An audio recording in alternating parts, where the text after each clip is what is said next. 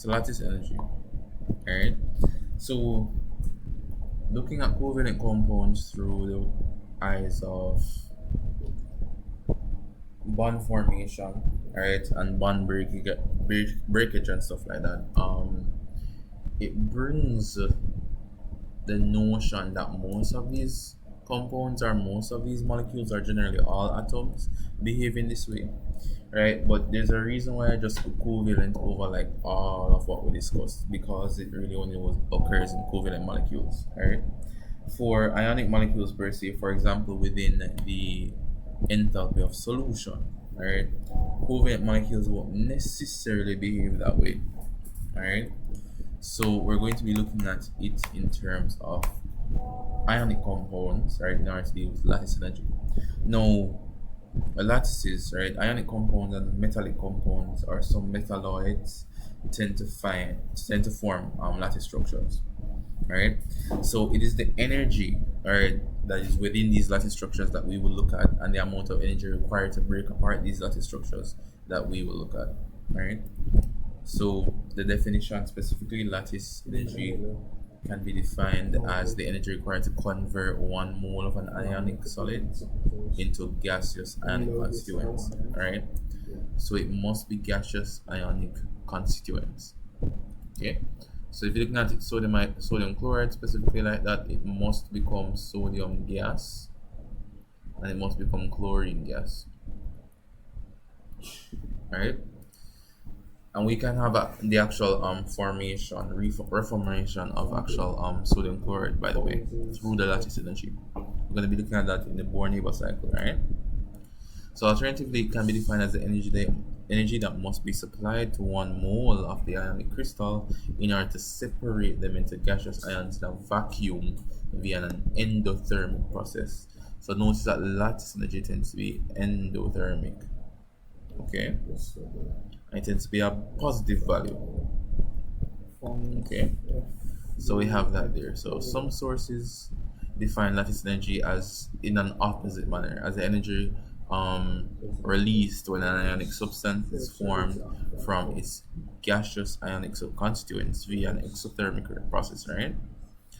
But and then by this definition, it will actually hold a negative value.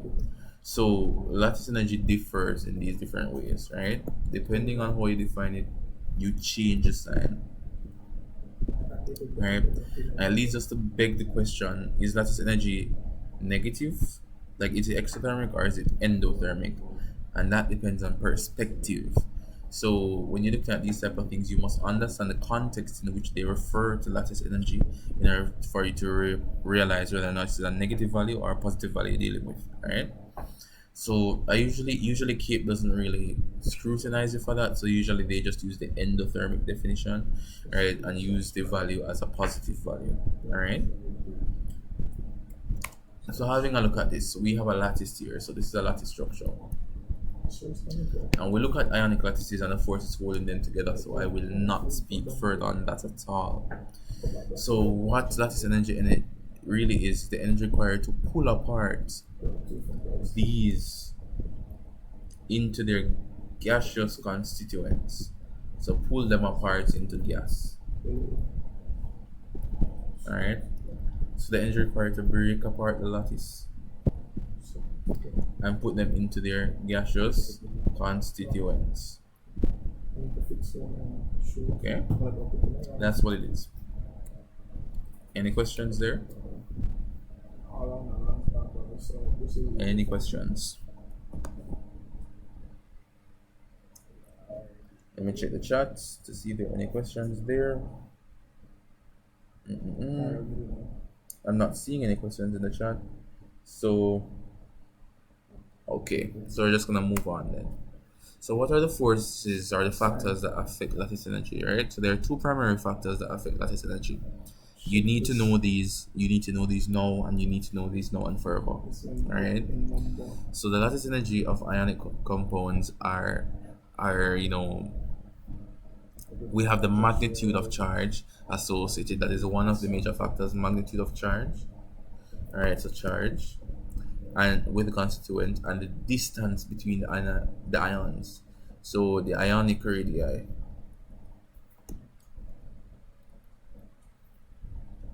So anchor radii and the charge on the molecule.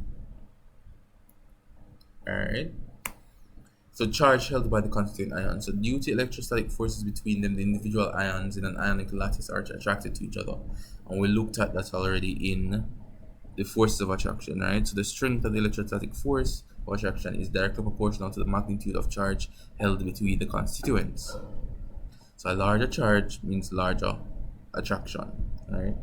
For example, if we look at sodium chloride, specifically sodium chloride in this case, would have sodium is a alkali metal, right? Alkali metal specifically, so earth metal actually.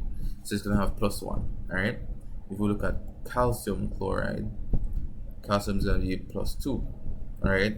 So looking at that, calcium has a higher charge potential, right, or a higher magnitude of charge. Therefore, lattices involving calcium would be harder to break apart than lattices involving sodium. So that should make sense. So as you move across the periods, charge for the cations will increase, and that will increase the lattice energy for any type of lattice structures that they will actually produce, right? So that is that for the charge of the constituent ions. And for distance between the ions, now the lattice energy of an ionic compound is inversely proportional to the distance between the ions, right? So the lattice energy is inversely proportional to distance, right? So distance d, or I'll just use distance L, right? So it's inversely proportional to that distance. So the further the distance between the ions in the lattice, the weaker the electrostatic forces holding them together are. So for example, if you have two magnets close together, they will feel a stronger attraction. If you move magnets further and further away, there will be a decrease in the attraction. So it's something like that for ions. The larger the distance between the two of them for the electrostatic charges to be not negligent, I guess, right? Then the worse the effect, the worse the ionization energy will be. All right.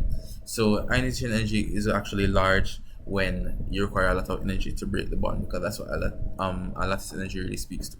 All right. So if the ions are further away, you don't require a lot of energy to break the bond. That's basically what it is. So smaller atoms further feature smaller interatomic distances in the ionic lattice and larger binding forces. And we looked a little bit at polarizability in force of attraction. So please go look back at that. Therefore, the smaller size of the constituent ions, right? The smaller the size, the greater the lattice energy. So look at that. Smaller the size, the greater the lattice energy. Okay. So when you look through these slides and stuff like that, just meet the relationships. Alright. So as the size decreases, lattice energy, remove that, lattice energy increases. So looking at those relationships, alright? So that is that. Okay, any questions?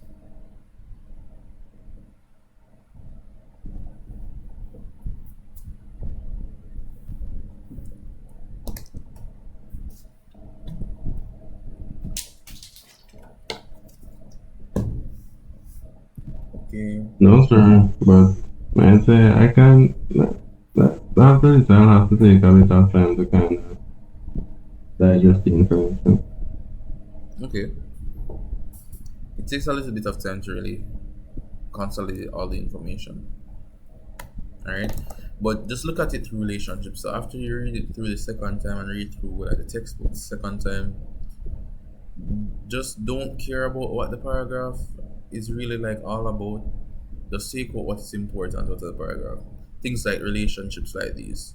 Just take them note, jot them down, jot down definition, and then just summarize. Alright? Just take out all key points. That is how you summarize. You take out the key points of the paragraph and then put them together, string them together neatly, alright? Because textbooks usually give you a bag of information where you don't need to know, or what you don't need to know, or it sounds complex because of the scientific jargon. So all you do, take out the relationships, use relationships, leave everything else in the textbook. Alright? So it could help. So what we're going to be looking at now is calculation of lattice energy using the Born-Haber cycle, right? So I'm going to give you guys a question, I think tomorrow in the WhatsApp group about the calculation of lattice energy, right? Using the Born-Haber cycle. But what is the Born-Haber cycle really, right? We're going to be looking at that. Okay. So the Born-Haber cycle is a step, right? It's a step-by-step basis. For example, let's look at this. Sodium ion plus chloride ion gives you sodium chloride. Alright? Really, really simple. Makes sense. Alright? Don't make it messy, alright? So it makes a lot of sense. What the Born-Haber cycle does is looks at every single intricate step that gets you from here. Let me see, from here to here.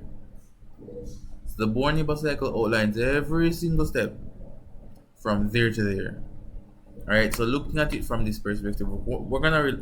I want you guys to look at this slide for actually understanding how you look at it, but we're gonna explain anyways.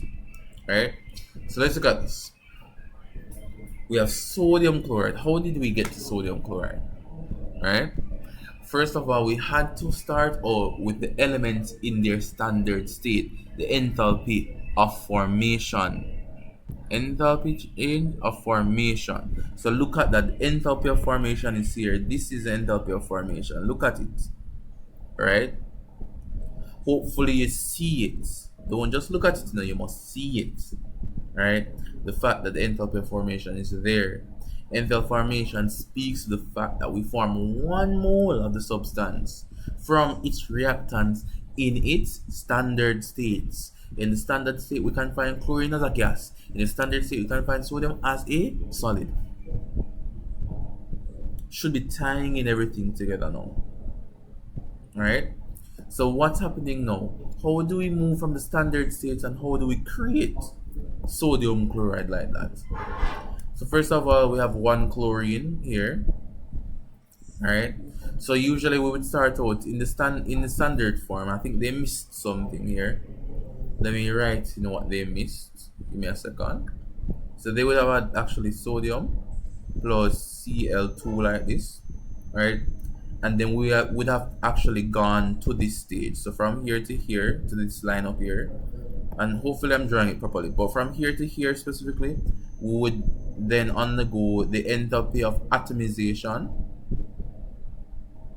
all right, to actually atomize the chlorine.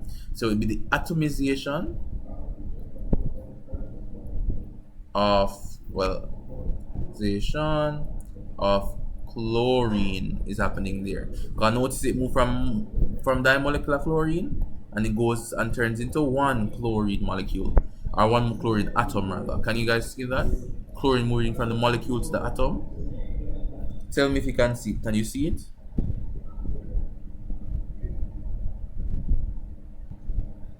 Can you see it, guys? This is a chlorine molecule. This is a chlorine atom. Can you see it? Yes. Yeah. Okay. So yes, no, maybe. Yes. All right. So we have that there. So that's the first step. Moving onwards now, in this step specifically, we have the enthalpy of sublimation. Alright, so that's why I'm going to be adding on some stuff now. The enthalpy of sublimation. What is sublimation? Somebody let me know what sublimation is. What is sublimation?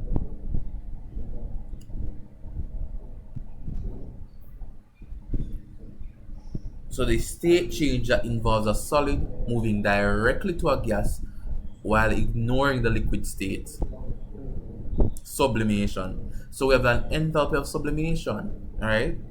The amount of energy required for a specific substance in its solid state to sublimate into its gaseous state, right? Producing 1 moles of its gaseous product. Enthalpy of sublimation. So we have sodium here now. Sodium is a gas. We need it in gaseous ionic form, right? It needs to be gaseous, right? So we turn it from solid to a gas. The enthalpy of sublimation of sodium. Can you guys see that? Can you guys appreciate that? Yeah. All right.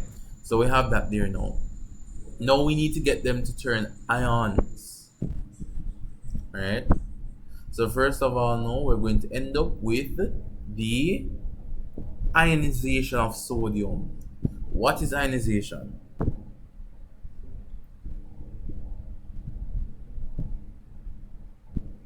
What is ionization energy?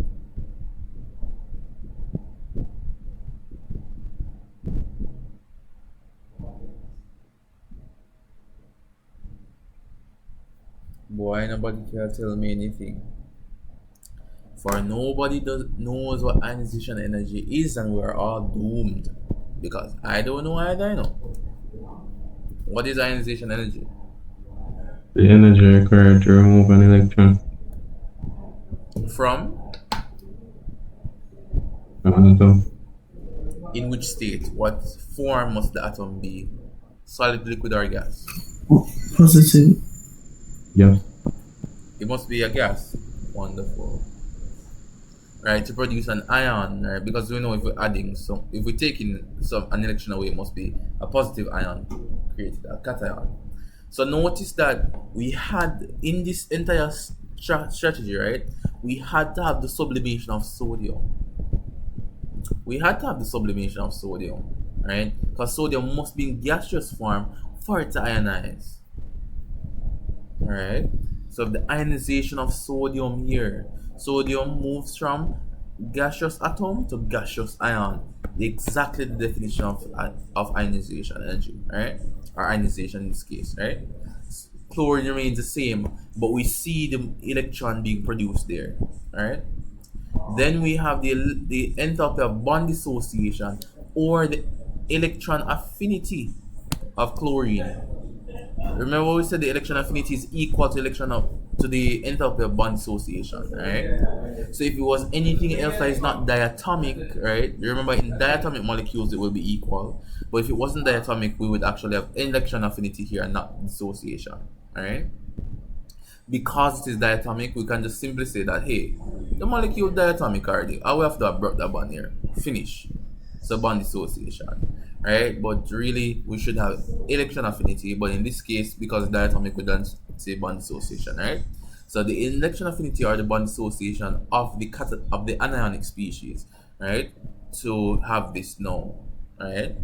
Really and truly, this diagram of issues, because this electron now will actually go onto the chlorine, onto the chlorine to create chloride, right?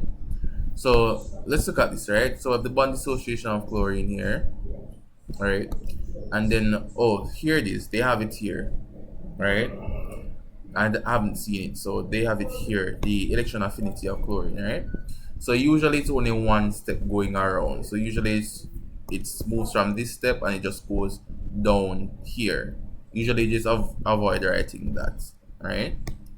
But clearly this is what they have in this diagram. So we have the electron affinity, right? So it's the gain of the electron onto the chlorine. So this electron that comes from the ionization is gained by the chlorine to form chloride, right? And know what was in the bond formation or in the lattice energy. A lattice energy speaks to the amount of energy required to break the lattice itself into its gaseous ions. Now what is happening now is in reverse. The gaseous ions now are coming together to produce sodium chloride, right? So NaCl to produce NaCl like that, solid. And that is the reverse there, right, for lattice energy. Alright. So I know the screen is messy, but if you were following, you'd have gone through the entire process of the Born-Haber cycle.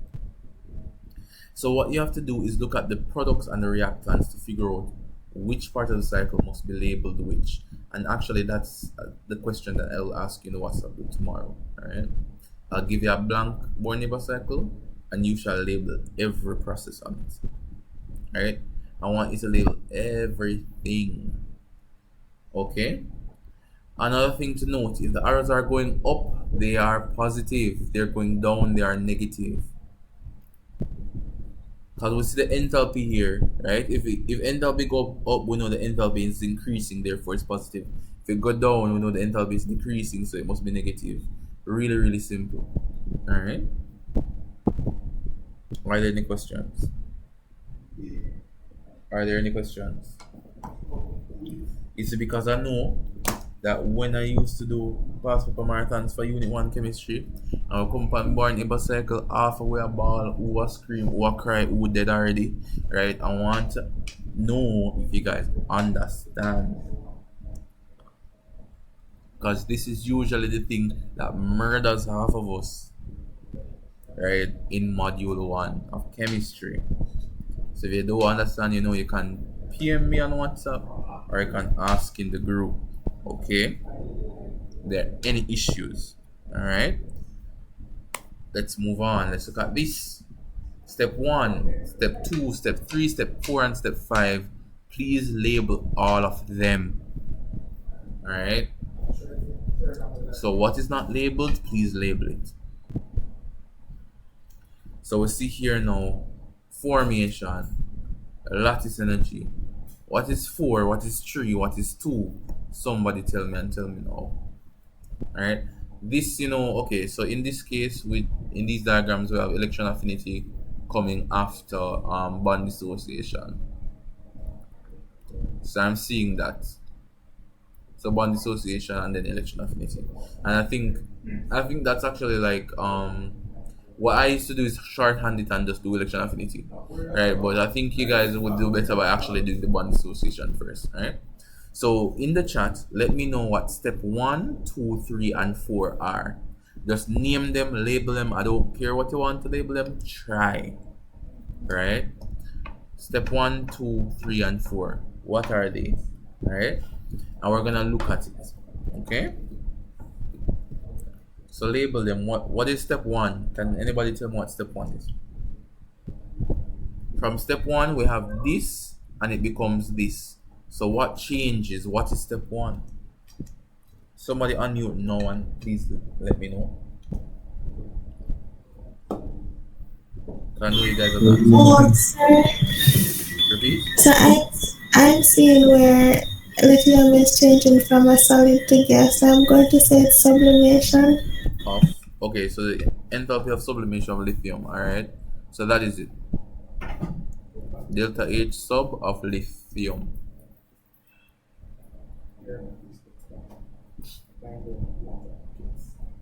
Oh, crazy. Alright, so the enthalpy of sublimation of lithium. Lovely, thank you so much. Step 2, somebody else step up and give us step 2. From step 2, we have this, and it becomes this. What is happening? First ionization energy Of lithium. Of lithium? Yeah, Why is it not fluorine? because lithium becomes plus And nothing happens fluorine to stays the fluorine. same. Yeah. Okay, so here now we have the first ionization energy of lithium. That's another thing I should have noted now, because if you have sometimes you'll have to have things like group 2 metals, right? In group 2 metals like calcium, you have to take the calcium, and you have to make the calcium plus first now, and then you have to make the calcium it's 2 plus. So in those cases, you would have your first ionization energy of calcium, then your second ionization energy of calcium. Alright? Just noting that. Well, in this case, we're talking about a group 1 metal, so it's only the first ionization energy there. Lovely. Step 3, we're moving from this to this. Somebody let me know what you see is happening. What's happening there? What's step 3?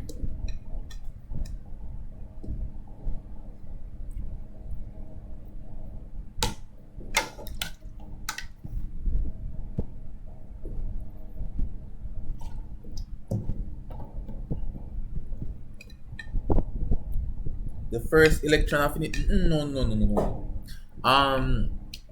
I did explain a while ago.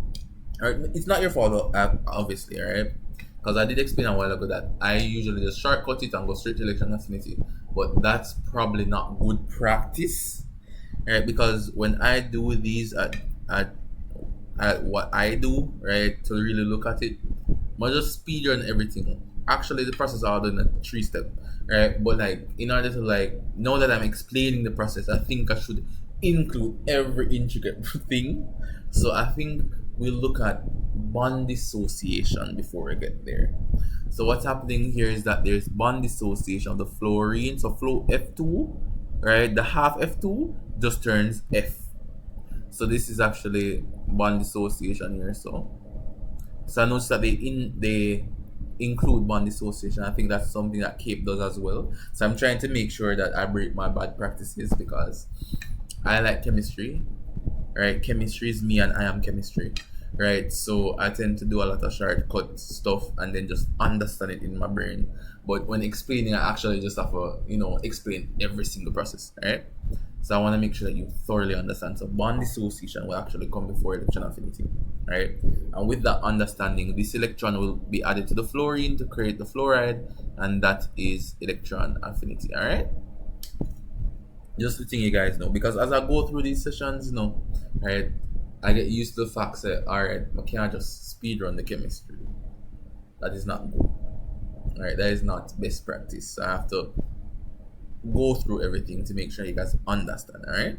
So far now, step 1 is the sublimation, the enthalpy of sublimation of lithium. Step 2 is the first ionization energy of lithium. Step 3 is the bond dissociation of fluorine. Step 4 is the electron affinity. First electron affinity. Should have mentioned that. It is the first electron affinity. So let me add that. The first electron affinity of fluorine, right? And then step 5 is the lattice energy there, right? And we have a step right here really that we don't really label there, but like it's a formation, right? And we get lithium fluoride from it. So it's not just lithium fluorine, lithium fluoride. Not so it works, right? This is how it works. Chemical reactions, right, that we write like that for ionic substances are just a shortened form of the Born-Haber cycle. Think of it like that. I want you to appreciate it, right?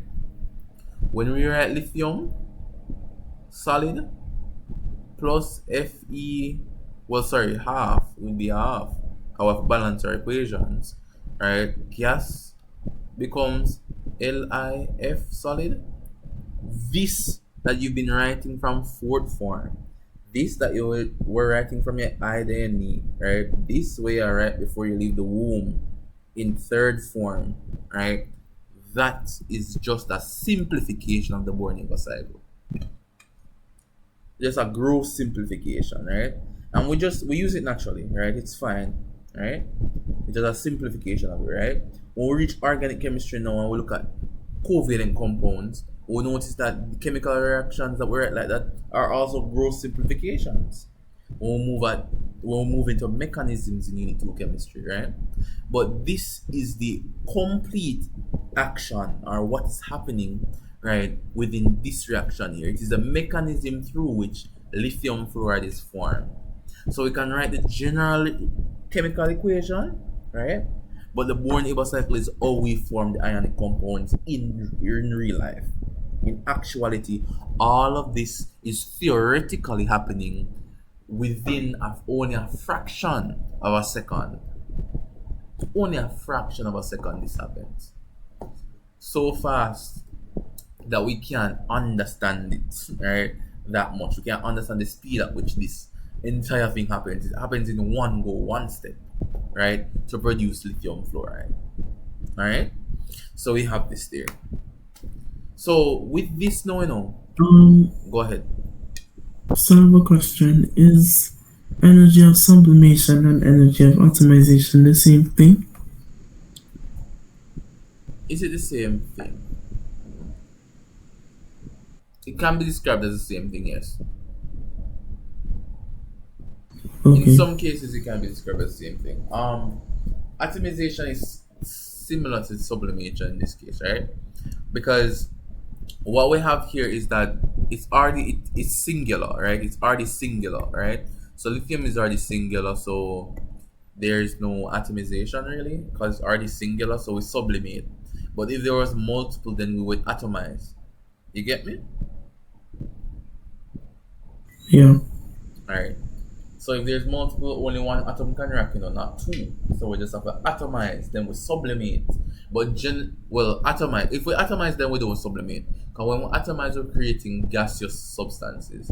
So we don't have to sublimate because it's already a gas. Alright? So it should be fine. Now, looking at all of these processes, I want you to realize that all of these processes, all of these large up arrows, right? Let me just draw them over. This up arrow, up arrow, up arrow, up. Well, this is a down arrow as well, and this is a down arrow. That all of them are equal to the lattice energy. All of them are generally equal to lattice energy. Well, it's generally equal to the heat of to formation as well, right? But it's generally equal to the lattice energy actually, right? So all of these steps are equal to the one-step reaction that we look at, right? And we want to look at the fact that the reaction itself is a sum of its parts. Hess's law is what we look at to really understand this type of heat exchange in chemistry. It is called Hess's law for constant heat summation. So when you speak about Hess's law, don't just say Hess's law like that. You can say Hess's law, but remember in the back of your head you should be going for constant heat summation. Because it's all about constant heat summation. What is Hess's law? Hess's law of constant heat summation, or just Hess's law, states that regardless of multiple stages or steps in a reaction, the total enthalpy for the reaction is the sum of all changes. This law is manifested in the enthalpy of a state function. We're not going to talk about state functions actually, alright? That is some maths that will confuse and obliterate pure math students, right? That is some math that chemistry has in store for you in the university level, right? But we're not going to talk about functions and stuff like that as it relates to chemical systems of thermodynamics. We're not going to talk about that, all right?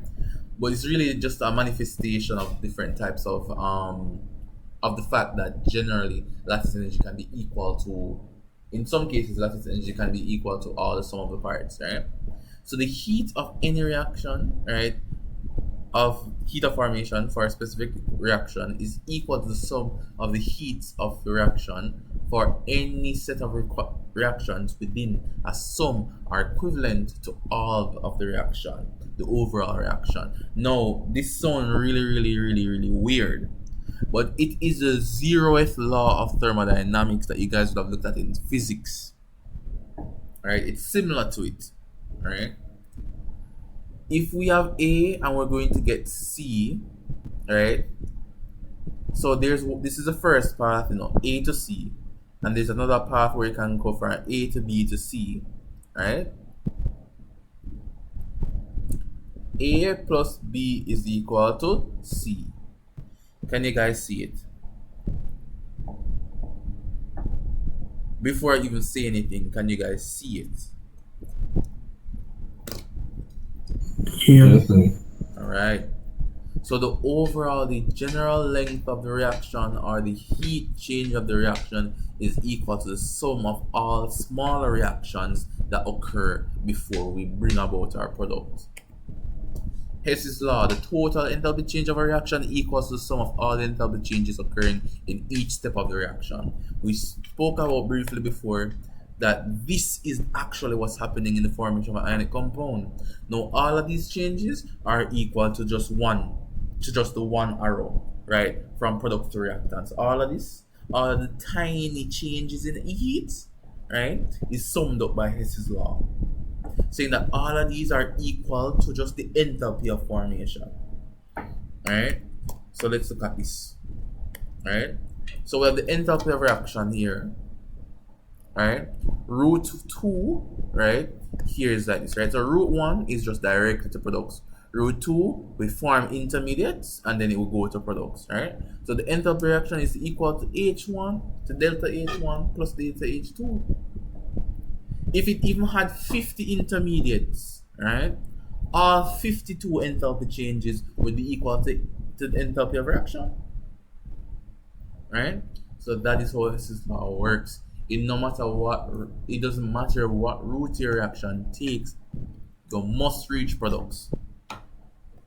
And it must be equal. If it is not equal, that would mean that energy was created or destroyed, which is impossible. Which is impossible. Only God alone. Alright? So we cannot create or destroy energy in the way that we think of it right now. When you move up the higher science, you think about it in different ways. But energy can't be created nor destroyed. That means that all these different routes that the reaction have to take, it has to be equal to the main route. Because if it is smaller, that means the energy was destroyed. That doesn't make sense. Right? If it is larger, that means the energy was created. That doesn't make sense. Alright? So root 1 must be equal to root 2. Okay? So that is what Hess's law is. Alright. So that is really it, you know. That is really it. Okay?